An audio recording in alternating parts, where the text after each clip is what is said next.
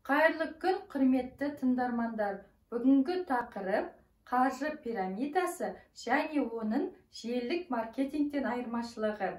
Ең бірінші заң бойынша қарастырсақ, Қазақстан Республикасының қылмыстық кодексінің 217 бабына сәйкес қылмыстық жауапкершілік қарастырылған. 217 бап қаржы пирамиданы құру және оған басшылық ету деп жазсаңыз, барлық мәліметтерді көресіз. Қаржы пирамидамен жұмыс жасау заңсыз болып келеді. Ал желілік маркетингпен жұмыс жасау ол заңды.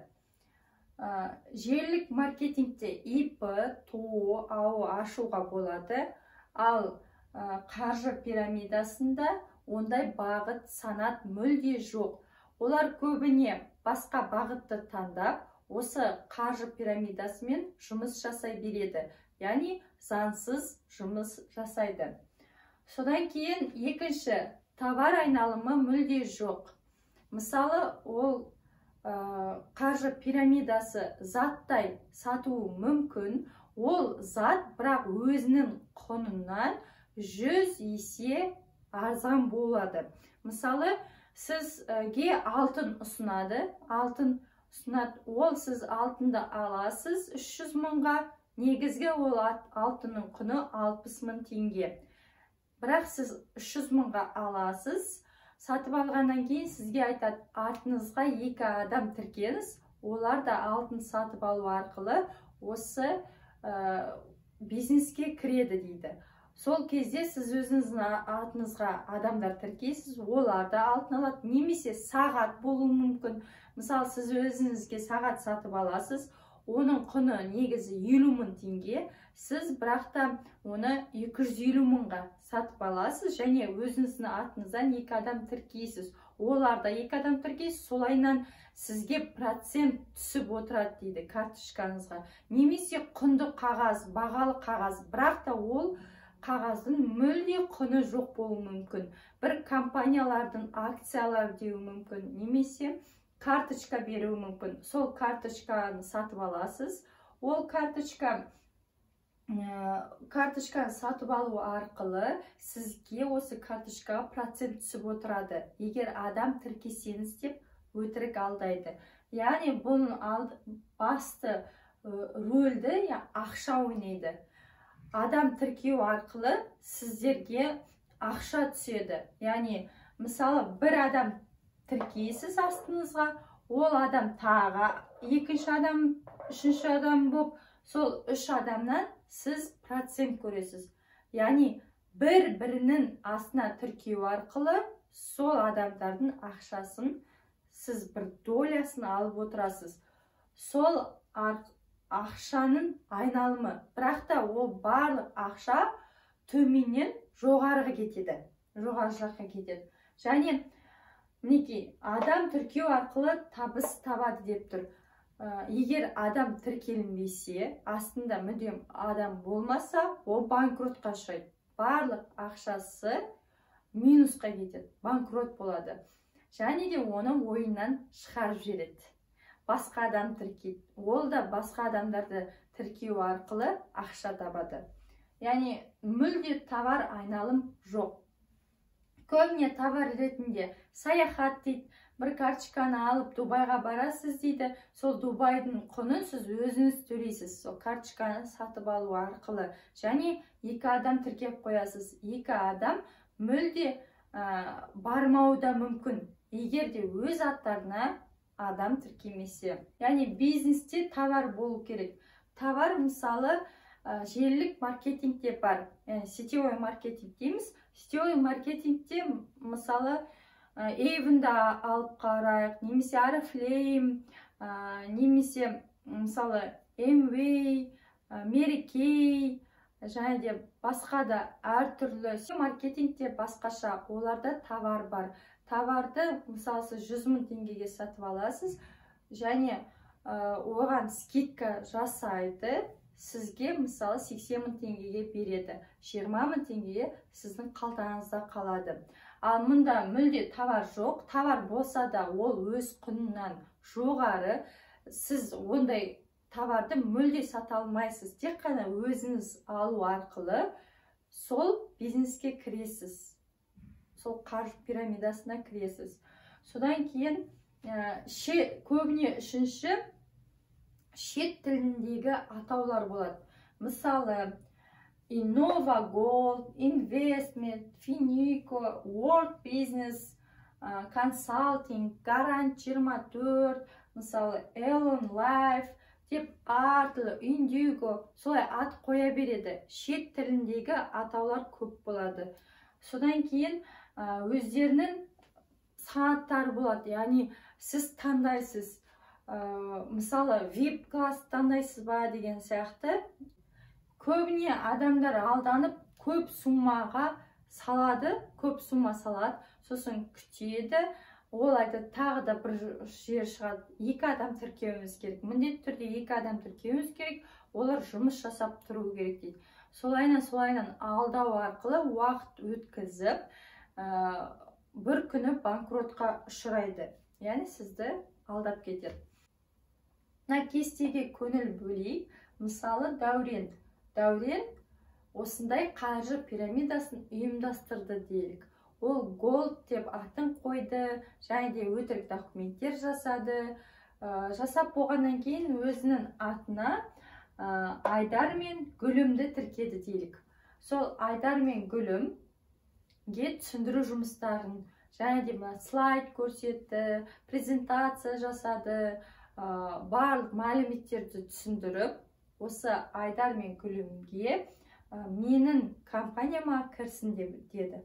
Айдар мен Гүлім келісіп 200 мың теңгеден салды сол компанияға. Оған құнды қағаз, яғни акция берді. Ол қағаздың, акцияның мүлде құны жоқ. Тек қана сол қағазы сатып алды, компанияға кірді.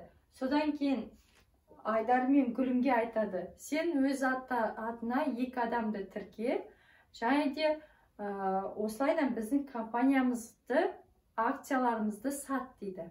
Содан кейін Айдар Тамерлан мен Сандуғашты алып келді. Тамерлан мен Сандуғаш тағы да 200 мыңнан 400 мың теңге түсірді. Гүлім Таймас пен Адинаны алып келді. Олар да 200 мыңнан 400 мың. 200 мыңның 20%-ін Гүлімге берді. Қаған ақшасын Дәурен алып қалады. Мында да 20%-ін Айдар алып қалды, қалған ақшасын Дәурен. Яғни ол бастық болғандықтан, акцияны одан сатып алғандықтан оған кетеді. Содан кейін оларға айтады, сендер өздерінің аттарына тағы адам тіркеңдер, содан кейін сіздер оның атынан 20% алып отырасыздар дейді. Олар тіркейді, өзінің группаластарын, сыныптастарын, құрдастарын тіркейді, ауылдастарын тіркейді, туыстарын тіркейді. Солайынан барлық таныстарын, достарын тіркеп шығады. Олар да 200 мыңнан теңгеден салады. Олардан да әрбіріне 20% түседі.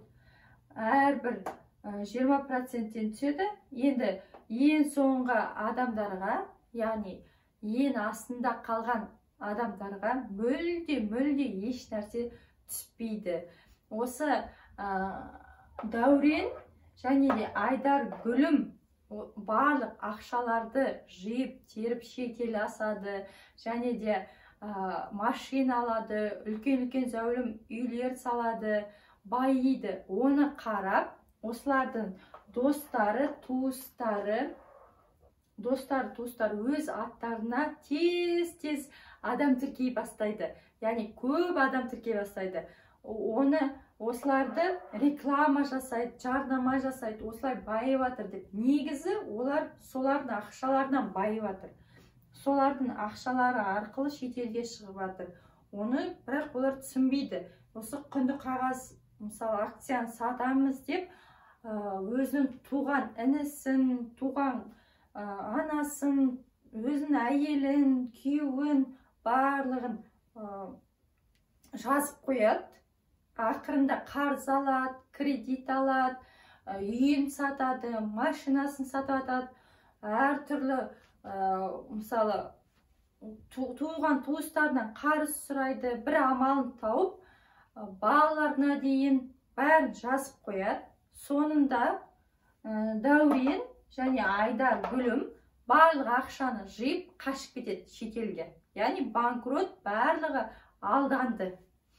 Олар енді кредит төлеу керек, қарыздарын төлеу керек, үйде жоқ, машинада жоқ. Солай үйсіз күйсіз қалады. Яғни егер де сіз біреуді тірке десе, осындайларға жоламау керек. Ақша сал, мысалы, осындай бронзовый, серебро, золото ал деп. Олар мүмкін аттары да басқа болуы мүмкін. Бронзовый, серебро, золото емес, VIP класс, VIP пакет деу мүмкін. Сондай осындай ақша саласын, осындай компания. Егер компания деген сөз, мынау атауларын түсінбесеңіздер, салып керек емес. Салмай-ақ қойыңыздар. Мүлде компанияға сондай ақша салатын осы Қазақстан ондай жағдайда емес. Яғни сіз бір компанияны байыту үшін ақша салуға, мысалы, ақша салып, ақша табу деген ол мүлде миға сыймайды. Сондықтан сіз лучше сол бар ақшаңызбен кәдімгі көзге көрінетін, мысалы, аяқ киім сатыңыз, немесе полуфабрикаттар сатыңыз, көзге көріп қолмен ұстайтын товар сатыңыз. Содан кейін, мысал, көбінен кімдер алданады? Студенттер алданады. Себебі студенттер, олар 3 айда, мысалы, жазғы айларында қосымша жұмыс іздейді. Сол кезде қаржы пирамидасының адамдары, яғни 18-ге толған 18 жастағы студенттерді аламыз, студенттер қабылданады деп солайынан өздерінің жарнамаларына солай жазады, барады, олардың құлағына барлық осы информацияны жиып салады. Олар түсінбесе де ақша табасын деген сөзді ұғып алады. Ақша табасын деген, ең басты ақша тапсам болды деп, сол компанияға кіріп кетеді. Сосын студенттер көбіне ата-анасына, мысалы, масыл болмайын дейді, немесе оқу ақшасын өзім төлейін дейді, немесе стипендия жетпейді деп, осы қаржы пирамидасына кіріп кетеді. Содан кейін ата-анасынан қарызға ақша алса да, достарынан қарызға ақша алса да, осы пирамидаға кіргеннен кейін осы көбіне студенттер несінен оқуынан айырылып жатқандар бар, ондай жағдайлар болып жатады. Содан кейін декреттегі аналар, мысалы, декреттегі аналар жолдасыма көмектесейін, жай отырмайын, бірнәрсе жұмыс жасайын деп, осы қаржы пирамидасына кіріп жатады. Сосын жұмыс іздеп жүргенде кезігеді осыған. Мысалы, медсестра болып жұмыс іздейді, ол X-тен болсын, газеттен болсын, хабарландырулардан болсын, әртүрлі жерлерден іздейді. Содан кейін бағасын салыстырады. Мысалы, гос поликлиникаларда 150 мың теңге екен дейді. Сосын бір частныйды қарайды, частныйда 250 мың теңге екен. Не бармасқа соған барайық көрейін дейді. Сосын барады, барғанда әдемілеп тұрып қарсы алады. Содан кейін бір уақытты белгілейді, олар уақытты белгілеп, арнайы залды жалдап, соның ішіне барын отырғызып қойып, өздерінің осы компаниясы туралы айта кетеді. Ол жерден тұрып кету ұят әрине, сосын тыңдайды. Тыңдағанда адамдардың қалай байып жатқанын естиді, қалай үй алып жатқандарын, қалайынан жұмыс жасайтын компанияларын түсіндіреді. Содан кейін арнайы психолог делік, психолог жұмыс жасайды, өзінің кабинетіне кіргізіп алып, әлгі адамға өзінің армандарын, мақсаттарын жазсын дейді. Ол кісі армандарын, мақсаттарын жазады. Содан кейін жаңа мақсатында, мысалы, 3 бөлмелі пәтер дейді. 3 бөлмелі пәтер, мысалы, Нұр-Сұлтан қаласында 30 миллион, 35 миллион сондай шамасында тұрады. Енді айтады, түсіндіреді, сен, мысалы, 150 мың теңгемен қайдан 30 миллион, 35 миллионның үйін аласың, қалай аласың? 10 айда табатының 1,5 миллион ғана. сен ол өзінің тамағына кетеді, аренданға кетеді, солайынан кетеді. Сен қалай ол 30-35 миллион үйін аласың деп адамды көндіріп, сен егер де осында кірсен 250 мыңнан зарплатан жоғары болады, миллион болады, және миллионнан да асады деп осылайынан өтірік айтады. Сонымен әлгі медсестра болып жұмысқа кірейін деп жүрген адам менеджменті немесе менеджер болып кетеді, лидер болып кетеді, өздеріне аттарын қойып береді, секретар ма, бір қызметті тағайындайды. Ол өтірік қызмет.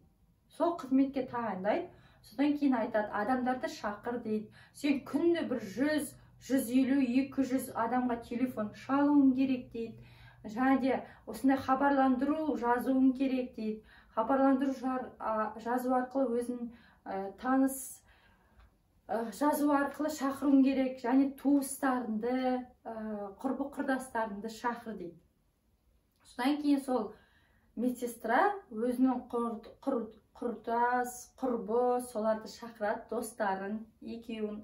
Олар да соған кіру үшін, мысалы 200 мыңнан салады.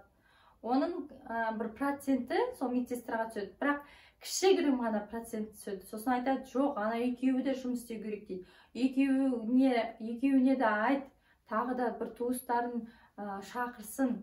Бұл компания, үлкен компания, бізге көп адам керек деп солай түсіндіреді. Сосын ол да тағы да адам тіркейді. Олар ойлайды, ақша тауып жатырмыз. Негізі олар бір-бірінің ақшасын алып жатыр. Бір-біріне ақша беріп жатыр.